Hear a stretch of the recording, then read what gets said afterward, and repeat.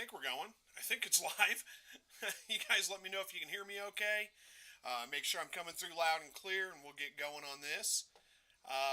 While I'm waiting, I guess we can get the disclaimers out of the way. Hopefully, it's actually recording. Everything's going. I think we are. Let you guys know this is a weekly live broadcast. We do this every Thursday evening, pretty much every Thursday evening, 7 o'clock Central. And hang on just a second. I think that's my notification. All right. That is my notification. So, pretty much every Thursday, 7 o'clock Central. This is where I'm at. This is Ask Me Anything you want to ask me. We'll talk about anything you want to talk about. Only things I ask is keep it family friendly. Keep it family friendly. Keep it polite. And there's no reason to be hateful or anything like that with anybody, even if we have a difference of opinion. I'm not seeing any chats come through, so I'm wondering if things are working or not. Let me give it a minute, and we'll see if somebody gives me a chat or not.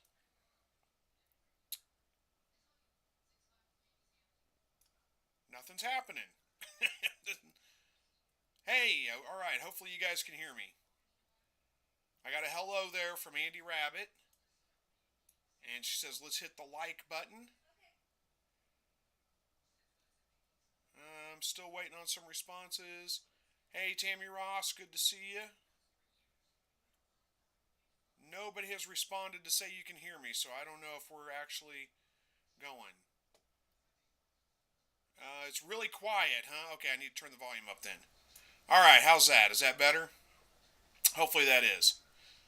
Okay, there we go. Now we got it all coming through. Okay, we're good to go. I was just a little worried that I was having technical issues again. I think we're doing all right. So, um, using volume's pretty low. Well, I turned it up, so hopefully it's a little bit better. Um, yeah, streaming sounds kind of weak. I think we got it now. Hopefully I got it fixed. Hopefully you guys can hear me okay now. I had a hard time figuring out how to get the volume to turn up for some reason. I don't know why. We'll work on it later and try to figure it out. All right. Oh, we're good to go. So I missed some things. I don't know what I missed. You guys were chatting before I got in here, which is all fine with me. No big deal. Jennifer says, doing good. Wish there was some way I could send you horseradish. Oh, talking to somebody else. I would like horseradish. I love horseradish. It's good. Um, let's see. Okay, so live off the grid says, or live off the grid, I think it is, says, just 200 letters allowed. My question for Chris is more than 200 letters. What can I do about it? Well, yeah, I think Andy Rabbit's got a good suggestion. Type it, and I think you did. So type it in two parts. So live off the grid says, hey Chris, I need your help. Separated the 2-month-old bunny rabbits from their mom and gave her 4 of 12 newborns from another rabbit. Can a doe nurse more than 2 months? I read somewhere that the milk production reduces automatically after 2 months of feeding. Maybe somebody else here can help me too. Boy, that's a good question. And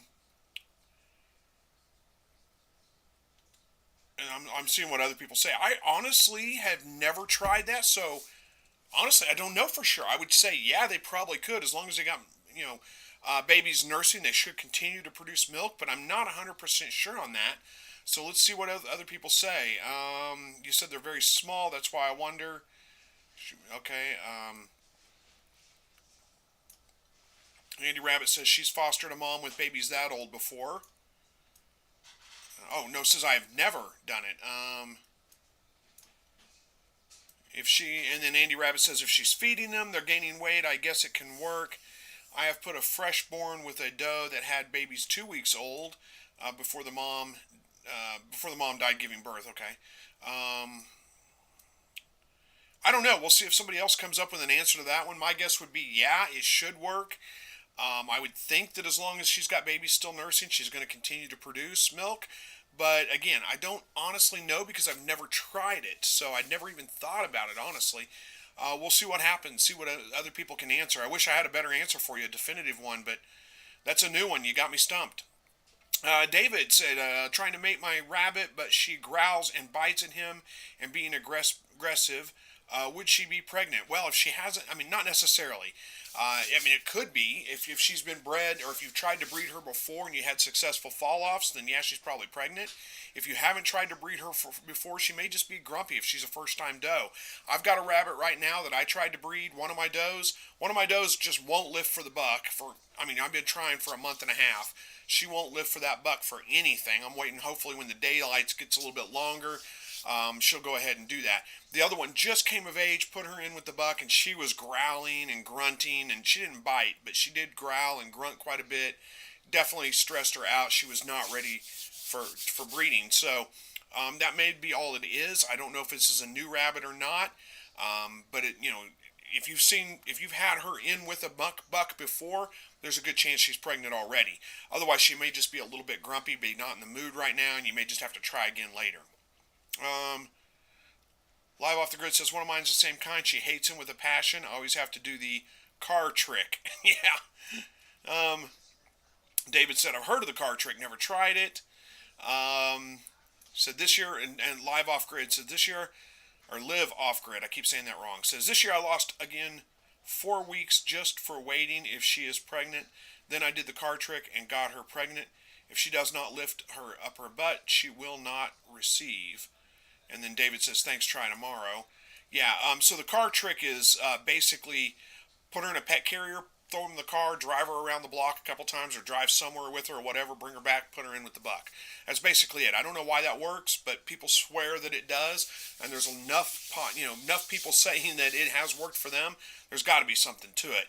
I actually tried that with my doe that's reluctant to lift. Didn't make a difference. She didn't do it, but that doesn't mean it doesn't work, half the time. I mean, just because it works doesn't mean it's going to work every single time either. But Andy Rabbit says, I find my does are more receiving at the time of morning that it starts warming up for the day. Yeah, I've tried breeding mornings, evenings, afternoons. It's excuse me. It's a hit or miss for me, honestly. Some rabbits do seem to be a little bit more receptive in the mornings. Some of them more in the afternoons and evenings. Some of them, just you never know. All right, now we're getting down to the sections where everybody's talking about how poor the sound quality is. Sorry about that. I'm working on trying to get that fixed. Don, I don't know what you're talking about, but I just caught part of this conversation talking to Andy Rabbit. Says I was looking at more microgreen seeds. LOL, I'm addicted to them. Yeah, I grew microgreens for a little while. And after a while, it just became more work than it was worth. But just got bored with them, I guess. Patty says had to be evacuated here in California due to mudslides. Put my 12 quail chicks, 4 days old, in a car and cranked the heat high. Crazy times. Oh my goodness, I'm sorry to hear that. Hopefully everything gets better. I've been seeing it on the news, so prayers for you guys there. Hopefully you didn't lose any property. Hopefully everybody's okay there and you can get back to home soon. Andy Rabbit says to Don, you need you need the Seed 12-step program. Oh no, don't worry about it. Chris P says y'all calm down with the comments for a few minutes, let Chris catch up. I'll get there or I won't. I mean, I'll do my best, but it's all good. I usually do kind of try to skip over comments where you've got an at somebody else in there where you guys are talking to each other. That doesn't bother me at all. Do it. It's fine. But I usually do skip over those comments. I'm just kind of getting into it right now. So Bob Cole says, will my quail eat fresh pumpkin seeds? I doubt I mean, a pumpkin seed's awful big for them, but you can try it for sure. They may try to eat it. Whether they will or they won't, I kind of doubt that they will. But, try it and see. The Gunnersman says, do you think quail can be bred for good temperament? Sure they can. I believe they can be. I believe that aggression is something that can be bred into them or bred out of them. Same thing with rabbits. Same thing with just about any animal. It's somewhat of a genetic trait. So, what you'll have to do, though, is call pretty hard, which means, if you have birds that are acting at all aggressive, that have the wrong temperament or whatever, get them out of your flock. Don't let them breed. So you're going to have to kind of keep a close eye on it. But, yeah, it can definitely be bred into or bred out of them. My birds now are pretty calm. I don't have many problems with aggression at all. But, it may take some time, but you can get it done, I'm sure. Tammy says, I have a doe kindled today, didn't pull fur. Kits were cold when I found them, warmed them in the warmer In the warm water, kits are back in the nest box covered with from fur from other rabbits. I'm worried she will. There's more to it, but it's down here somewhere. She will leave them covered overnight as I am in Minnesota and it is cold here. Should I shelf the kits? Whether you should or shouldn't is kind of your. I mean, do it if you want to. I have had baby rabbits in nest box covered with fur with temperatures below zero before and never had issues with it. But if you're worried about it, there's no reason not to shelf them. Just do it. Just put yourself at ease. Pull them out, put them on a shelf, bring them back out tomorrow, let her feed them. There's no reason not to do it if you're worried about it. So go ahead and try. Take a chance and leave them in there if you want to. Like I said, I've had good luck with that. I've never really had problems. I've never, I mean, as long as they're in the nest box covered with fur, I haven't lost a baby to the cold. I have lost them to the heat sometimes, but not the cold. Let's see. Brandon's here from Whiskey Tango Farms. Says, good evening, Chris and everyone else. How's everyone doing tonight? I'm doing pretty good. Hopefully you are too. Yeah, Patty says, thanks, very scary. Rain and winds were insane. Yeah, I bet they were. I heard it. In southwest Missouri, we get some pretty severe storms. I mean, I can imagine high wind, heavy rain, and, I've been through a hurricane before. I was pretty far inland, but still, it was a hurricane, so I can imagine what it was like, and I can imagine it was very scary. So hang in there. Hopefully it's passing now, and it's all downhill from here. Let's see. Tammy says, that was the other part of your question I already answered. Bob says, please be sure to tap the like before you leave the chat. Oh, thank you, Bob. I appreciate that. There we got questions for Andy. I'll let you answer that one, Andy. Dale says, got a chick that developed what I think is wry neck, neck tucked between the legs, at almost 2 weeks old. It can eat and drink, though growth slowed dramatically. Is it worth trying to grow it out? If so, anything special you would do? Okay, so it developed it at 2 weeks old. That's a little strange. Usually what you're seeing is they develop it right off the bat, like right out of the egg. Within a day or two, they've developed wry neck, and it's usually like your late hatches and those kinds of things where they maybe just didn't get, like maybe your temperature was a little low, you had some low spots, and they hatched out a little bit late.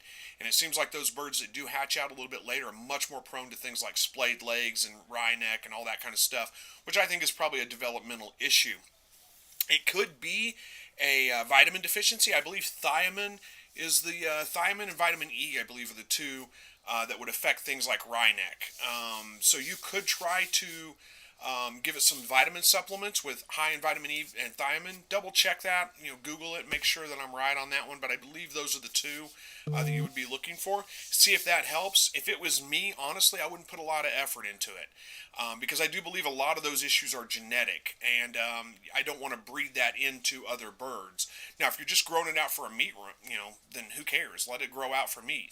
I don't mean who cares. I mean, I don't want the bird to be suffering, but like you said, it's eating and drinking just fine. So, unless it looks like it's suffering, you may go ahead and let it grow out, at least old enough to be able to process it. And but if you're planning on keeping them around for breeders, I wouldn't breed it. I would keep it out of my breeding stock. That's just the way I would do it. You guys may hear Max. He's decided it's a good time to play with a toy, so he brought a toy in for us, a turkey. Go get it. Go grab your toy. Bring it here. Let's show everybody. Bring it here. Let me see it. Out. He's got his toy. His turkey came from a bark box. Got a squeaker. There you go. Good boy. Go on. Go play with it somewhere else. All right. Tammy Ross says, I also have a different doe that kindled last night. Could foster her kits. Would like to give her a chance, but her previous litter lost 4 kits with her. When she kindled overnight, didn't pull any fur. So, okay, wait a minute. Let me reread that and make sure I got it. I also have a different doe that kindled last night. Could foster her kits. Would like to give her a chance, but her previous litter lost 4 kits. So you're asking me whether you should foster her kits with your other doe that just gave birth. You could try, definitely. I don't know how many kits you're talking about and how many kits the other rabbit had. You may have said that and I've already forgotten. Did you? I don't remember. I'm looking for... I don't think you did say. If you're if you've got pretty big litters, I don't think I'd try to foster because It's really hard for a doe to take care of more than like 8 or 9 babies. Usually, if I have litters of 10 or more, I lose one or two of them. It's just difficult for a rabbit to keep up with that many babies. If they're small litters and you only got 5 or 6 in each litter, you might go ahead and try it if you're really concerned about it. If your doe was a first-time mom the last time she lost 4, if it was me, I would probably just give her another chance, take my chances, see how it goes. But that's just the way I would do it. If you're really concerned, there's no reason not to try to foster. You should be able to watch your kits, watch the kits though, see if they're, make sure. I mean, you should be able to tell whether they're getting fed or not, as long as they're squirming around, pretty active. If they start getting a little bit less active, then you may want to go ahead and move them over. But I think I would just give her the chance to see how she does with it. I know that's not a definite answer, but hopefully that helps out a little bit. Andy says, Chris, I'm about to breed the doe's sister. I will let you know if she takes easy or not. Yeah, let me know because, she's not aggressive with the bucks. She just lays there, lets the buck mount, but she does not lift for him. She just will not do it. I'd like to get her bred because, like I said, she's a beautiful rabbit. Like her, would like to breed her, but, she just does not want to have anything to do with it right now. Caveman Snow says Alabama got hit with monster naders today. I guess that's tornadoes, isn't it? Oh, I'm sorry to hear that. I didn't hear that on the news yet. I haven't watched the news tonight. But, man, prayers for those people. I know how tornadoes are. Bad. So hopefully there wasn't huge impact to the people there. I mean, hopefully they're okay. James says, guess the quail laying like crazy rub off on my chickens. They laying like crazy as well, and my rabbits are acting crazy as well. Yeah, I guess so. I've got, I've got, my quail are laying pretty good right now. I did lose a bird the other day, just for no reason. Just lost a bird. Happens every once in a while. It wasn't an old bird. Wasn't super cold out. Nothing like that. Just went out. There was a bird just lost it. Don't know why. But still getting lots and lots of eggs. Hey, it's Aaron Guidros. I think I got it right finally. Says, good evening, everyone. Watching from South Louisiana. Good evening to you. Thanks for joining. Youssef, I haven't seen you in a while. Good to see you again. Says, hello from Massachusetts. S.O. Swanson says, good evening, everyone. Watching from northern Mississippi. And Carrie says, I scrolled too far. There we go. Says, hey, everybody, my aunt bought me 30 Cornish cross for my birthday, I think it is. They will be here on the 19th. I can raise them in the barn with heat lamps, correct? I have bought day-old chicks for many years, never meat chickens. I'm in Missouri. Now, that's a good state to be from, in my opinion. Yeah, you should be able to keep them in the barn with heat lamps on them. Really about the first 2 weeks is what you're going to be really worried about, making sure they stay plenty warm. After that, it's a little bit more forgiving because they're feathered out by that point. We still got some pretty cold months coming in, or pretty cold. I mean, Missouri, our coldest weather is usually February, towards the February and into March, about the middle of March, really. So you should be okay. But yeah, definitely. You said I abbreviated a little bit to fit it all in. I think I got the gist of it. You should be okay, though. Keep them in the barns. Keep them with heat lamps. They should do just fine. You may want to look into like some ceramic heat bulbs or something like that instead of heat lamps because then you don't have to worry as much about the risk of fire. But, whatever you got should work.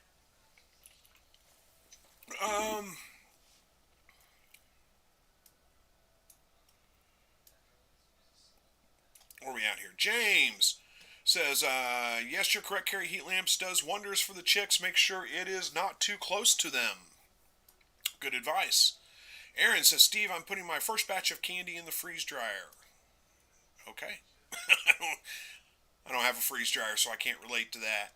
AJ says, got my first meat rabbits a couple of weeks ago. Got 3 champagnes. I can't ever say the last part of it. Is it D'Argents? I can't remember. But anyway, says, I had a question about my buck. He's from a Champagne and Argent Brun pairing. Is he just a Champagne with the Brun gene? I don't even know what a Champagne or a Argent Brun is. So, but I don't know. Let me look that up real quick.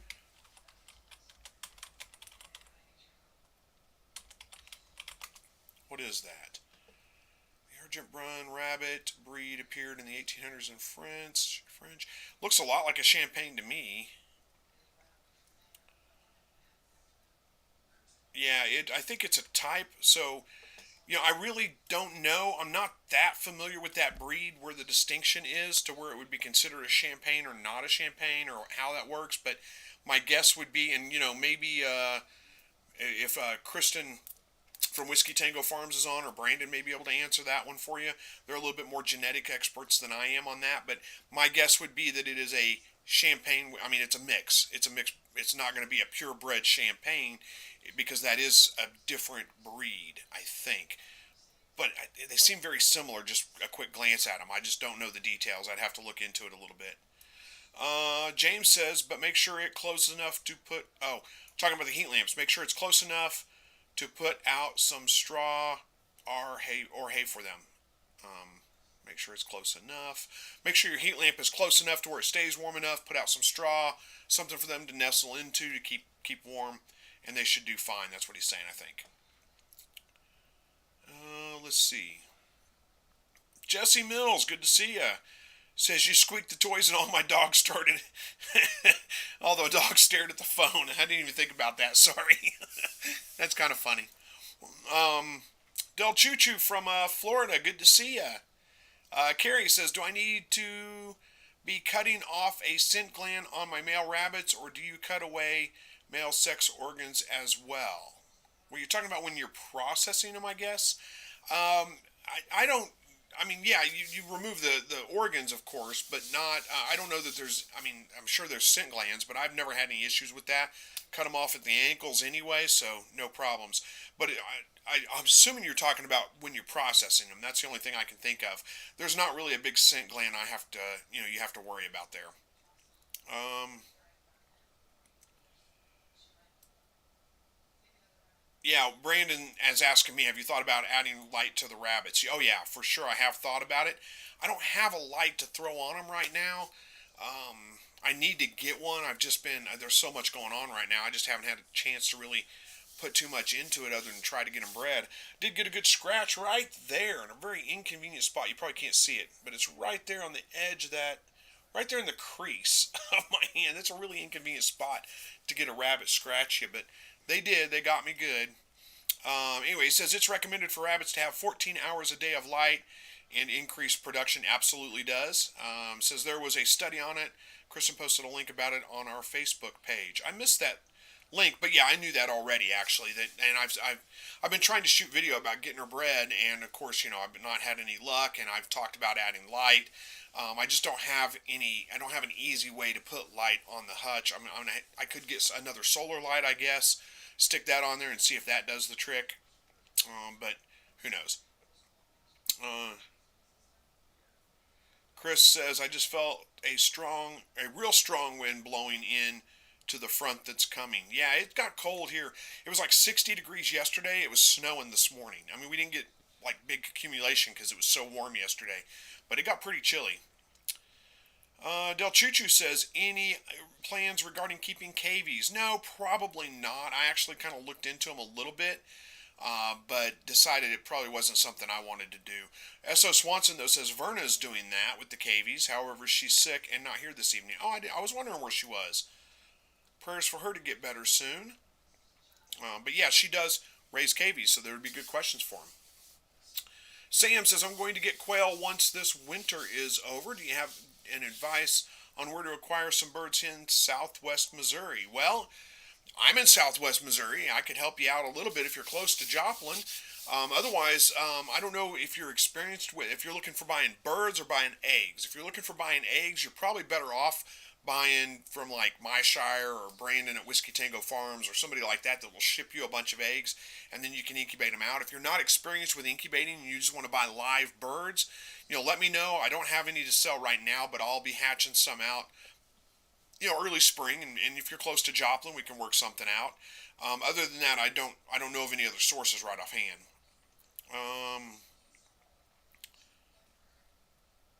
We got a couple people talking to each other. I'll skip over there. And Del Chuchu says, what kind of quail are you keeping these days? Well, I primarily keep just jumbo farrow. I mean, Coturnix. That's pretty much it. I mean, occasionally I'll have some other things mixed in with them a little bit, but for the most part, I like the jumbo farrows. That's my favorite. That's what I focus on. I'm just in it for meat and egg production, and I think that's your best bang for the buck when it comes to meat and egg production. So those are the ones I'm raising, have been for a long time. Mitchell says, Chris, thanks for all your videos. I subscribed a while back for your rabbit videos, and now I have a double stack version of your quail hutch. This week I got an 86% hatch rate out of my first quail eggs. Well, that's awesome. Congratulations, and well done. I don't know how much I helped with that, but glad to hear that I have helped you. And sorry I got you into something else. I haven't done many rabbit videos lately because there's just not much going on with the rabbits. Can't get them bred, so there's not much to talk about. They're just sitting there, but we'll get there. Carrie says, yes, processing. Somebody told me that there's a scent gland at the base of the tail. I just keep getting all wonky, not finding out best way to cut away sex organs. I may have to pay a visit to Andy Rabbit. If you're close enough, yeah, you can go check it out live and see how it works. But honestly, don't make it harder than it needs to be. As far as a gland at the base of the tail, there probably is, but I cut the tail off right there at the base anyway, and I don't notice any glands right there. But just to cut the organs away, I mean, once it's skinned, I just take a knife and cut them away. I mean, there's not it's not that complex. I don't know how to explain it to you. I'm not laughing at you. I'm just saying don't overthink it. Don't make it too stressful. You're going to be fine. Ed got bait. Good to see you, Ed. Says, my shire ships live birds too. I didn't know that. I didn't know they were shipping live birds now, so there's a thought. Says, not 100% sure if Whiskey Tango Farms ships live birds. I don't know either, but Brandon can answer. Oh, he says, we currently don't ship live birds, but it's something we are looking into for this year. Well, there you go. AJ says, okay, the reason I ask is I have seen a Rabbit Talk post saying that the Brun, Champagne, and Cream are the same rabbits, just a different color. Haven't seen anything else about the subject to confirm this. I haven't, like I said, I'm not real familiar with it, but I just did a quick Google search because I'd never heard of the Brun or Brune or however you pronounce it. It says this is just a quick one. The Argentine rabbit is one of the oldest breeds in French show rabbits. The British Rabbit Council recognizes 6 varieties. So I guess it is. I mean, they're varieties. So I guess they're all the same. Argent. I don't know how you pronounce that. But anyway, there's a blue, a brun, a cream, and a day champagne.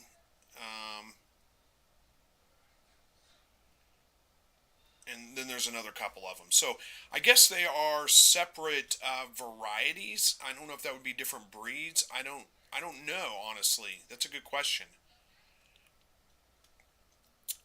Andy says, I just cut deep when cutting the tail off. Yeah, I do too. I cut it pretty deep down towards the base of the tail. I mean, that's what I do. Lori says, my backup doe turned out to be a buck in my doe colony. Oh no. I have 3 lovely litters and possibly a few more on the way. I don't normally breed during they are warm and wiggly, so it's all good. You don't normally breed during the winter, maybe? I breed primarily during the winter, honestly. But yeah, good thing everything's doing well. Yeah, surprise litter is not much fun, but hey, it could be a lot worse, huh? Del Chuchu says, I used to keep Cuban Pardo Brown, is it Pardo? / brown rabbits and chinchillas. Interesting. I'm not familiar with those either. I mean, are you talking about chinchilla rabbits or chinchillas? I am familiar with both of those, but I wasn't familiar with I don't know what that Cuban Pardo or brown. I don't know what that is. I'll have to look that one up too. Carrie says, I think I'm making it hard. I processed 14 and didn't worry about any of that. I got to watching too much YouTube, I think. Yeah, it could be. I think that a lot of times when you watch YouTube videos, and hopefully, I mean, mine are probably that way sometimes too. I think people try to just kind of over-explain it, make it really make it a little bit more complex than it needs to be. A lot of things are super simple, and I watch a YouTube video and they're like, they're talking. It's almost like they're just trying to make themselves sound smart. Trying to explain all this stuff about it, and you're just like, it's not really that complex. You don't need to make it that difficult. So anyway. And Andy says, it is said d'Argent. There we go. Thank you. And Lori says, during the winter, I'm in Washington State. Okay. I'm not sure. I mean, I breed in the wintertime here in southwest Missouri, and I know we're much further south than you are, but we get pretty cold. I mean, I've had rabbits give birth, when the snowstorm's going on and it's below zero, and just do just fine. But that's just me. And Del Chuchu says chinchilla rabbits. I liked the chinchilla I had. It was a good rabbit, and cutest baby rabbits ever. Did have problems with nest box eyes with those, but that's it. Sam says, I'm definitely not ready for hatching eggs. I drive through Joplin on my way to work. Have you got email or other direct message where we could discuss getting birds further? Email's probably the best way. I don't typically respond to Facebook messages because I get so many of them. I just can't keep up. Don't have time. So email would probably be the best way. You can email me, chris@slightlyrednecked.com, and that might be the best way to do it, and we can see what we can do. It's going to be probably a couple of months before I have anything, but, who knows? We'll work it out. I do have a guy locally, though, that might have some, if you're ready before then, if you're in a hurry to get them. So either way, I can probably get you worked out. Dale says, cavies aren't that different from rabbits. Andy says, well, I guess they're probably not that different, but I don't know.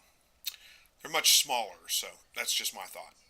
they don't have big litters either. They only usually have one or two. But Andy Rabbit says, is the Cuban the same as the USA Havana rabbits? I really don't know. Del Chuchu says, no, these are from the Netherlands, I think. The Cuban is from the Netherlands? I'm not sure. And says, I'll have to look them up. Yeah, I'm not familiar with them either. Hey, Boris, good to see you. Thanks for joining. How are we doing on time? We got about 30 minutes left. We're doing great. And now all the comments have suddenly just stopped. So I got nothing to say. That's not very often I'm at a loss of words, but I guess I am right now. We'll give it a minute here and see who jumps back in. There we go. Who's this? Gunner SM8? Gunner's Mate? I think that's what that is. Gunner's Mate? Yeah. Says, I just processed my first batch of roosters with my adult children. I dispatched using your screwdriver handle method. Thank you for your video. You're a great help. Well, awesome. I'm glad that you found that helpful because, I used to just take a pair of scissors and snip their heads off. But then, some people said, hey, that's kind of cruel. You should stun them first. And I got to thinking, why not? Why not? And it does work pretty well. I find that it, is actually a little bit easier to do that way. Kerry Kimball, and if you guys don't know what he's talking about by screwdriver method, I just take a screwdriver, a pretty long one, and I turn it around to where the handle ends out here, and I'm holding on to the business end, I guess is what you'd call it. Use it like a club, basically. Knock them on the head to stun them, then snip their head with a pair of scissors. Carrie says, the brooder for the Cornish is 4x8, 2 feet tall. How much room do I need? I was watching your video with 19. Do you remember how much meat bird feed you went through? Not as much as you would think. I mean, they're pretty heavy eaters. You want to feed them, keep feed on them all the time for about the first week, and then you go to is it week or 2 weeks? I can't remember now. I think it's week. But then you go to 12 hours on, 12 hours off. You take the feed away from them at night. Maybe it's 2 weeks that you keep the feed all the time, and then you go to 12 hours on, 12 hours off. Where was I going with that? Oh, but I think they went through. I think I went through one bag in the first couple of weeks, but I'd give them medicated feed the first couple of weeks, and then I went through maybe 2.5 bags by the time that they were ready to process. It wasn't a huge amount of feed, but they do eat a lot, and they will eat themselves to death if you just continue to let them have feed all the time. Andy says, I know the Havana rabbits were named after the Cuban cigar. Didn't know that. Interesting. And let's see, Del Choo says, my dog barks a lot. Do you recommend the collar that Max wears, and do you have a link for it? You could use that. That's more of a training collar. It's not really a bark collar. So what you would need to do is to train your dog to the collar, and then you could use the collar to reinforce behavior. So you really need to make sure your dog knows what, hush means first. And I would start that off with, when the dog starts barking, maybe you have some treats or something like that. Hush. When it's quiet, yes, give it a treat. Make sure you have a good, a word that is the reward. It's like a clicker, My dog gets yes. So when he does something well, it's yes. He knows he's got a treat coming. He's he's excited. Give him a treat. Make sure he knows what that means. And then you can use the collar to reinforce that stuff. So when he's barking and you say hush and he doesn't, you bump the collar a little bit. But you need to train him to that collar first. That's a little bit more I can get into on this video right here. But you can look up how to train to an e-collar. There's a couple of guys I've seen that I really like. I can't remember what their names are right now. But hopefully I can help you with that. I don't have a link to it, but it's just called the e-collar. Let me see if I can find it real quick. It's Mini Educator is what it is. Mini Educator e-collar. There it is. Boy, they've gone up in price, haven't they? Oh no, that's like a multi-pack or something. Looks like, boy, there's a lot of them on here. Oh my goodness, they have gone up in price. I think mine wasn't that expensive, I don't think. Looks like they're going for like $200 now. Holy cow. I don't have a quick link. I'm going to have to look one up later and try to get it to you. You research it a little bit, but just look for Mini Educator. That's what I'm using right now. But again, research it a little bit about training your dog to the collar. If you can't get him to recognize commands, the collar's not going to help. All the collar is going to do is help you to train him more, is to reinforce training that you're already doing, getting him to respond a little bit better to it. Andy says, Chris, tell us about the beak going into your finger. Yeah, I smacked one of those quail one time. His head went down and stuck in my finger. I mean, it didn't stick deep in my finger, but it did stick in my finger. It was a little bit weird. It was like, it didn't hurt. It was just, it was a little bit of a poke, but it didn't really hurt. Anyway. So, Brandon's posted a link. I don't know if I can get that link to. I'm gonna leave the live broadcast if I click on it. I don't want to click on it. I don't want to do that. That's probably a link to a video about the screwdriver method, so you guys can check that out. Carrie says, I think you did say 2 weeks in your video. Yeah, that's probably right. I think it is 2 weeks now that I think about it. That you feed them all the time for 2 weeks, then you go to 12 hours on, 12 hours off. Gunner's Mate says, if it were me, I'd rather get knocked on the head before processing. Yeah, for sure. Hopefully it never happens either way, but yeah, that I would think I would rather that too. Ray says, hey Chris, during the winter, do you use lights and heat lamps for egg production? No heat lamps, but yeah, I do use lights. I have a solar light on my hutch that just comes on when it gets dark and stays on until the battery runs down, and that keeps them laying. I don't use any heat lamps. I don't put any heat on my birds. They don't need it. So when it's living in Southwest Missouri, we get cold, get very cold sometimes, but it doesn't stay cold for prolonged periods of time. Like we were up to 60 degrees a couple days ago. Average this time of year is about 45, 50 degrees. So the eggs aren't freezing. It's not a big deal. I just don't worry about it. Whenever the eggs do freeze, if they crack, I throw them out. If not, I don't worry about it. All right, Dawn says, when I process quail, I have trouble cutting the wings off close before the skin.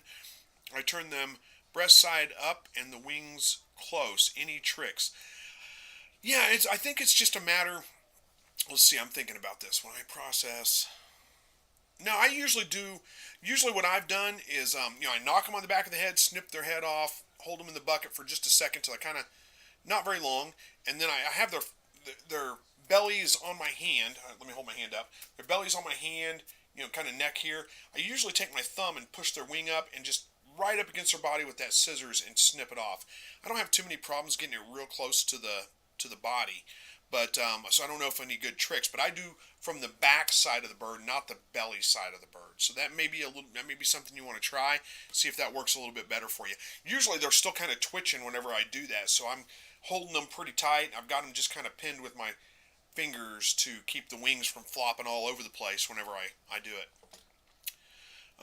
Porcupine Acre says, just enjoyed some barbecue quail and rice. 2 birds each was plenty for my wife and I. Yeah, that sounds pretty good to me. We usually go through 2 each, and that's usually plenty. Bob says, are you saying I should remove feed from my quail cage at night? No. We're talking about meat chickens, Cornish cross. Your quail, just leave feed with them all the time. They won't overeat. You don't need to worry about it. SO says to Dawn, I do breast side down on my lap and just fan the wings out like you see in many photos. Yep, for sure. That's the way I do it too. And Brandon, that link he posted was my video on processing. Okay. And by the way, most of you guys can't post links in here. It's just kind of disabled. Brandon can because he's a moderator. But if you post links to other people's videos, Brandon, post links to your own videos on that stuff. It doesn't bother me. It's fine. We're not competing here for views on it. It's fine to post your own links to your video. I don't care. James Carter says, Carrie, it is 2 weeks full feed, then 2 weeks full feed them 24/7, then 12 hours on and 12 hours off. Feed gives their bodies time to process the feed, but I keep mine on full crumble feed for 12 weeks. Then I put crushed corn. You're talking about your meat chickens. Mine don't make it to 12 weeks. I mean, they're good to go by about 8 weeks usually.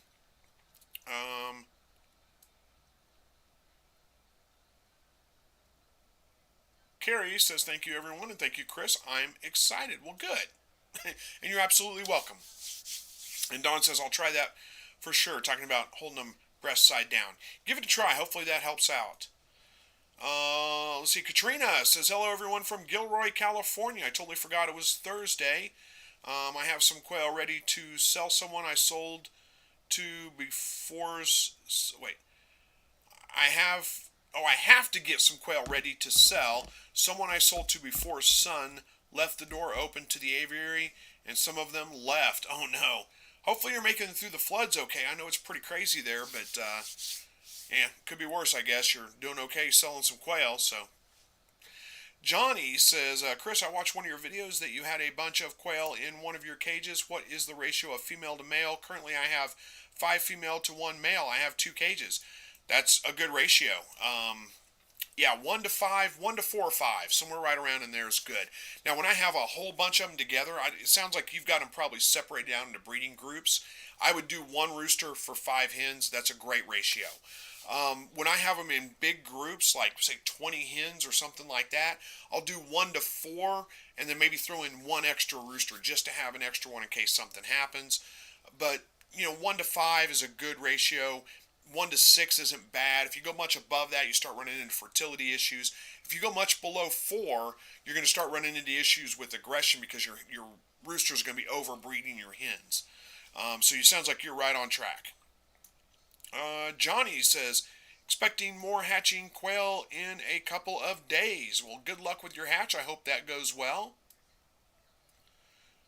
And let's see. Carrie says, Chris, how much freezer space do you have?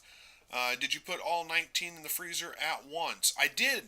I did put all 19 in the freezer at once. I have a stand-up freezer out in my garage that we keep extra meat and those kinds of things in.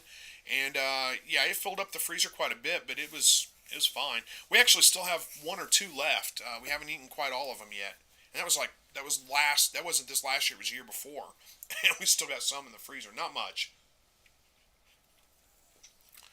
Katrina says, oh, and I have a broody quail. I had 2, but the other one stopped. Well, good luck with that one. I've heard of people getting broody quail before, but I've never heard of them being real successful with it. A lot of times, they, like you said, they just stop, for whatever reason. But, it does happen from time to time, so good luck. Hopefully that goes well.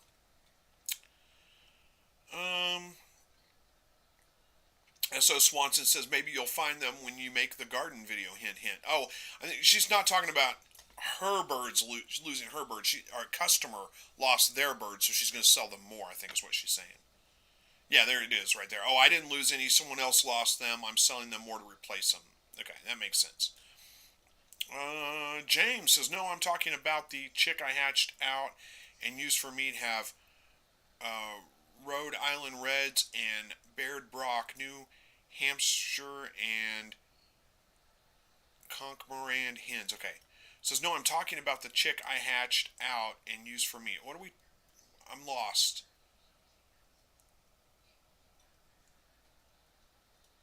I'm sorry, James Carter. I don't know what we're talking about. I mean, you got some other chickens, I guess. I don't know. I'm sorry. Hey, is this James Willis from Southeast Game Birds? Says, hello to everyone. Hello to you. Katrina says it's been raining like crazy, about 8 inches so far this year. I'm outside of any flood areas, so no issues here. We did get tremendous wind 2 nights, lost a hen in the aviary, heart attack maybe. It could be, or it could be unrelated, just who knows what. We get pretty. I mean, I've had severe windstorms here where, I mean, I had my quail hutch blown over. And I mean, it stopped on the trees behind it, but it was blown completely sideways. It was leaning about like that. Didn't lose a single bird. So I don't know that that really bothers them too much, but it could be. Just could be coincidence too, though, and who knows. Helen says, I minced some quail breast meat and made spaghetti. I can't ever say. Is it bolognese? Whatever it is. Says, very nice. Sounds good. I bet it is good. Patty says, question, how fast should I reduce the temperature to quail chicks? How fast, huh? Super fast. No, it's not super fast. So quail chicks. Let your birds kind of tell you. What I do is I keep them on. You want to get it about 100 degrees. Keep it real close to 100, 99 to 100, somewhere right around in there. You're going to do that for about a week. And then, maybe reduce about 5 degrees and watch your birds. If they're all just moving around the brooder box like no big deal, they're fine. Give them a couple of days at that, reduce it down another 5 degrees. After they feathered out at about 2 weeks, you can really knock it down. Go about 10 degrees, give them a day or two at it. 10 degrees, give them a day or two. But watch your birds. If they're all huddled up under the heat lamp, it's a little too chilly. You probably need to bump the heat back up just a little bit. If they're all like spread as far away from the light as they can get, it's probably a little too warm. You can reduce it a little bit more. But just watch your birds. They'll tell you.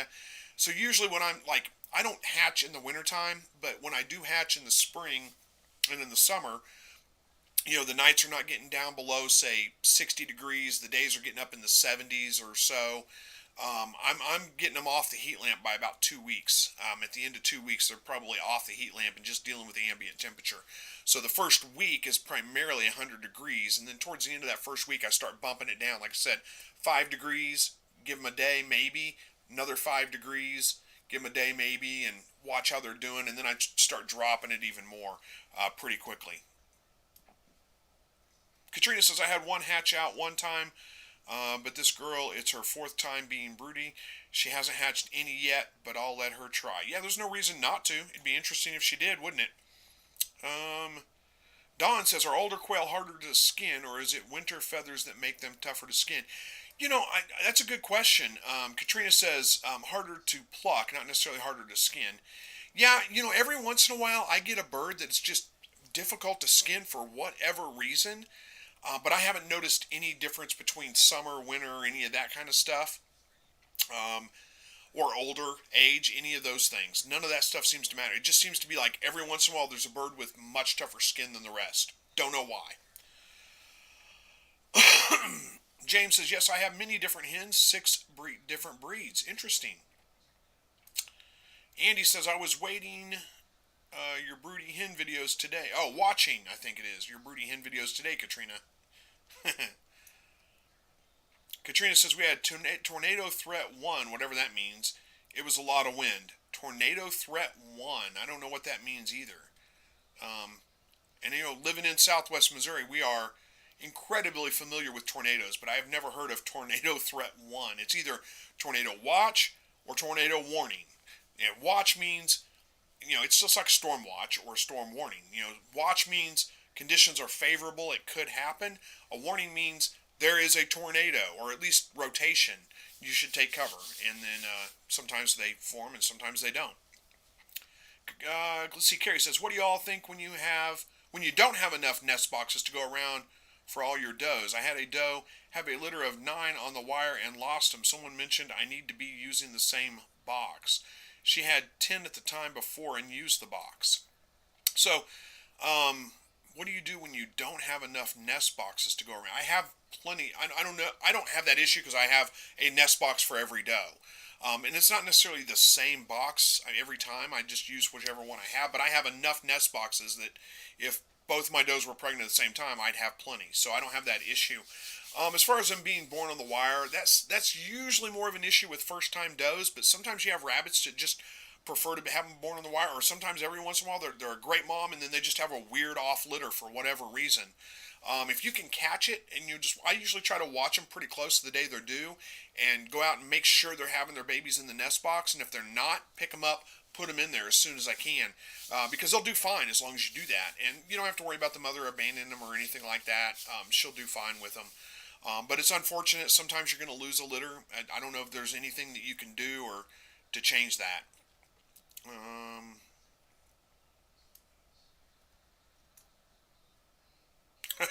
Andy says, Katrina, it's like a 1.0 earthquake threat. I guess it is. Um,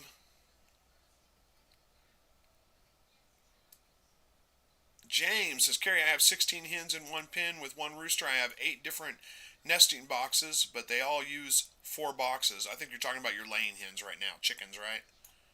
But they all use 4 boxes. Yeah, that makes sense. And James says, I'm hatching quail right now. Well, good luck with your hatch. I hope it goes well. Let's see. Who's this? Gunner's Mate says, any tips for feeding rabbit and quail to dogs? I don't know what. The only tips I would say is, introduce it to them slowly. You don't want to just drastically change their diets all of the sudden. But I don't think there's much else you have to worry about. I don't know if you're planning on, like, if you're raw feeding, if you're feeding whole diet. I mean, there's lots of different ways to do it. I don't know that I'm the best source of information for that because, we did look at trying to feed my dog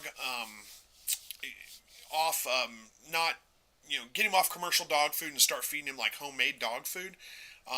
But we kind of slipped on that because we got busy. It's pretty time consuming. It's a lot of extra work. And it is kind of expensive to do. You don't want to feed your dog nothing but just rabbit. There are other things that they need, or quail for that matter. There's other things they need in their diet, and there's lots of things that you can't get from like rabbit and quail and that kind of stuff. So some of those things are, I'm trying to think of what they are, but you can look up recipes and make sure you're meeting those needs. But you're going to have to mix some other things in there. One of the things like fish of some kind. What were we, like oysters maybe, or clams? I can't remember which one. I think it was not mussels maybe. It's for a specific vitamin. I can't remember which one it is, but it's really hard to get if you don't. You have to pretty much use seafood or something to get that in their diet.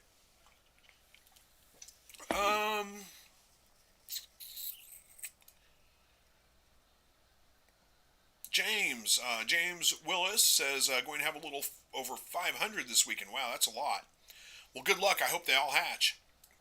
JJ's Home Living says my quail will be 8 weeks tomorrow. How are we doing on time? We got 8 minutes left. I think we're doing good. JJ's Home Living says my quail will be 8 weeks tomorrow. These are our first hatch. My adult son brought them to us. If I go by looks, seems that they may have 3 different breeds. 2 are white ones. Loving the videos. Well, awesome. Congratulations on your new birds at 8 weeks old. They should start laying, assuming you've got light on them. They're getting 14 hours a day of light. They should start laying any time now if they haven't already. So congratulations on the new birds. Katrina says, and that's what I said, whatever that means. People don't know tornadoes here. I think they should put a what that means under the alert. Yeah, they probably should. I imagine that freaks some people out, doesn't it? We get kind of, I'll tell you, for the longest time anyway, you get kind of, living here, we're right at the edge of Tornado Alley. I mean, there's tornadoes every year. It happens. Usually in the spring, through about May or June, somewhere right around in there, that's our heavy storm season. And we get some pretty significant storms, severe storm warnings, tornado watches, all the time. I mean, it's just common. So you get kind of to where you just don't pay much attention to them. It's just not a big deal. But, then we had the big tornado, the big Joplin tornado that hit 3 blocks from my house and wiped out half the town and, killed 150 people. And you kind of start to pay a little bit more attention to that stuff. But still, I don't think we get quite as, well, there's some people that do get freaked out by them now. Dawn says, I did notice right off the summer skin and feathers were not as thick at all as they were when we got the winter feathers. Interesting. Jesse says, this is the Midwest, Chris. We go outside to watch for the tornado. If it's overhead, we might head for cover. Yeah, I know what you mean. And Don says, I live in Tornado Alley, LOL. They are all the time here. Oh, yeah. We're right at the edge of Tornado Alley, too. I mean, all the time. The thing is, they usually hit like in a farmer's field somewhere or something like that. They don't usually hit right in the middle of town, but for whatever reason. Noted says, love your videos. I breed finches, quail, and canaries. Well, awesome. Thank you for watching them. I'm glad you're finding them helpful. Carrie says, yes, I have enough boxes, but not enough to keep the same box with the same dough all the time. I had been rotating them out with the doughs that are due. I don't have any problems with that. Of course, my boxes, my nest boxes are wire, and I just line them with cardboard, and then the cardboard gets thrown away at the end. But I don't have any problems mixing them around. I've never paid enough attention to know when I've got them just, that same box with that same rabbit all the time. Andy says, yes, Jesse, that is true. Watch till the tree hits you in the head. Yeah. Yeah, we do that too. I mean, I stepped outside the Joplin tornado. I stepped outside and saw that one. I didn't stand and watch it very long. I got back inside pretty quick.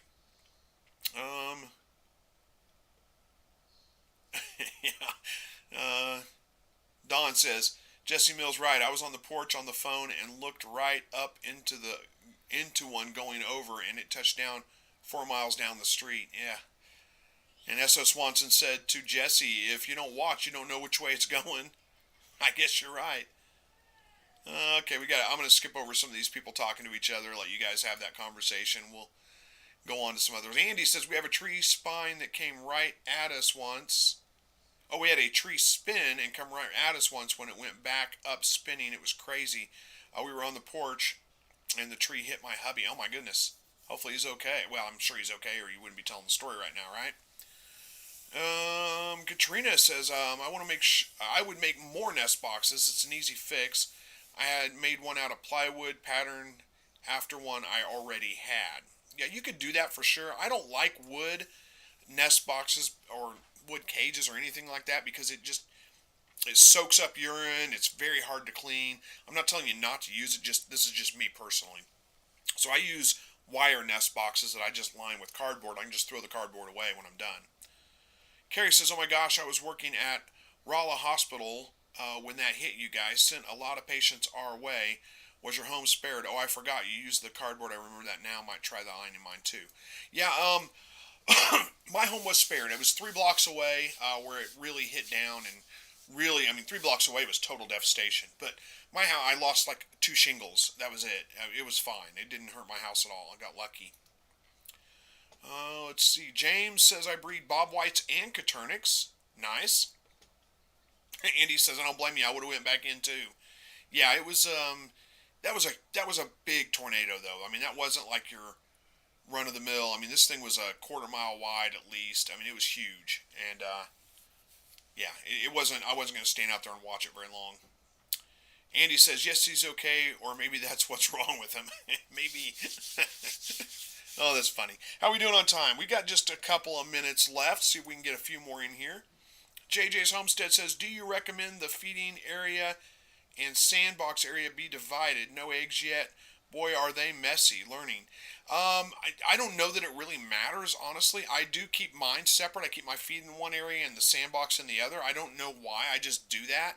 I guess if you kept it in the sandbox, it might keep the feed that they spill in the sandbox. They'd eat it later, but they're going to ingest a lot of sand with that too, which not necessarily that big of a deal. It should be okay, but I really don't know. If you don't have if you're not using like a fairly waste-free feeder like what I use right now, then you should switch over to that. That will make a big difference on how much they waste. And it's pretty simple. It's just a Tupperware-style container with holes cut in it, about that big, big enough for them to stick their head through, up fairly high on the container, so they can stick their head through and eat, but they don't, and when they start flinging things around, it doesn't spill all over the place. It stays in the container.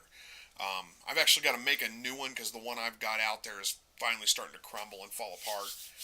They don't last forever out in the weather and the sun and all that kind of stuff. This one's going on several years old, so not bad. But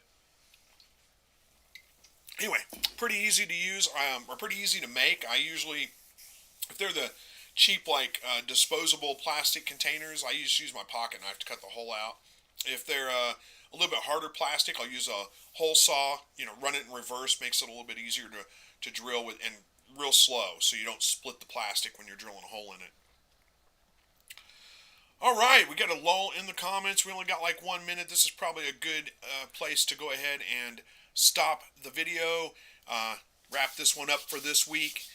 S.O. Swanson says, thanks for sharing your knowledge and time with us. You are absolutely welcome. We got one more big comment here I'll get from Sage Wolf. Says, I have some quail with bald backsides from where the males put their feet. I have 24 females, 4 males in a hutch like yours. How do I prevent this, especially during the winter's months? Chances are they are molting right now, and that's probably where the baldness comes from, not from the roosters. Usually you don't lose feathers on the back side of the birds from mating. You use them on the back of their heads where the roosters grab them. That can happen, but usually not the back side. So chances are you might try to up the protein if you're not using a fairly high protein game feed. That'll help them grow those feathers back really quick, but there's probably not much you need to do. It's usually they'll grow those feathers back in. They'll be fine. All right, we'll wrap it up with that one. Thank you guys for joining me tonight. I appreciate that, and we'll see you guys hopefully next week. I don't see any reason why I won't be here next week, and until then,